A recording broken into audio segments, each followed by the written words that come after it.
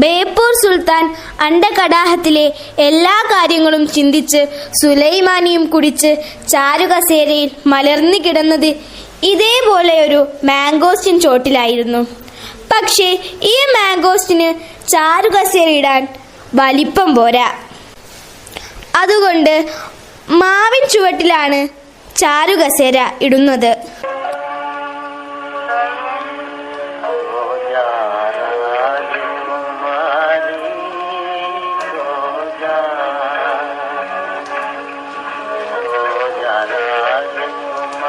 അല്ലിന്റെ വല്ലിക്ക, നിങ്ങളിവിടെ ചായയും കുടിച്ച് പാട്ടും കേട്ട് കുത്തിരിക്കുക, എന്റെ ആടിനെ കാണുന്നില്ല.